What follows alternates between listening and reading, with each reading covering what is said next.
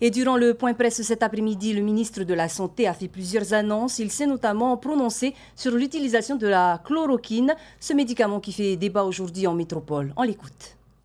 Il est trop tôt actuellement pour dire on peut l'utiliser, mais de toute façon, cette utilisation ne pourra être faite qu'à l'intérieur de l'hôpital, dans des conditions très particulières. Oui, bien sûr, ça, vous dites ça parce qu'il y a de nombreux patients dans le monde qui l'apprennent eux-mêmes et qui ont eu des conséquences. Ça n'a pas d'intérêt, et en plus, c'est plutôt dangereux. Il faut faire attention. Si on en prend c'est trop. pas un médicament innocent.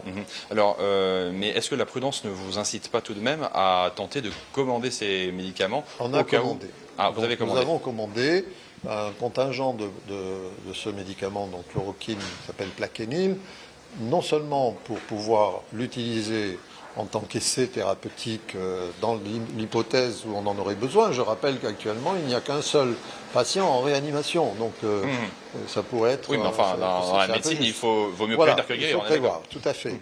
Et donc, par contre, on en a commandé parce qu'on en a besoin pour des personnes qui prennent ce médicament au quotidien, tous les jours, pour des maladies très spécifiques, dont une qui est assez connue ici, qui s'appelle le lupus, qui sont des maladies qu'on appelle immunologiques, c'est-à-dire des maladies qui touchent le système immunitaire. Eh bien, le fait qu'il y ait eu à un moment donné une effervescence sur ce médicament fait qu'on risque d'être en manque de Plaquenil. Donc on en a commandé suffisamment, à la fois pour nos patients... Suffisamment, vous pouvez dire la quantité ? À peu près, il y a 10 000 comprimés qui doivent arriver. Enfin bon, voilà, tout dépend du nombre de boîtes, enfin, mais c'est dans cette zone-là, quoi.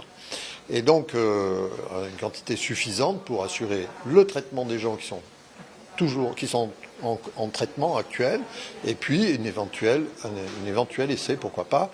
Mais là, c'est du domaine des spécialistes de réanimation et des spécialistes de médecine infectieuse qui sont à l'hôpital. C'est pas à moi de dire s'ils vont se lancer là-dedans ou pas.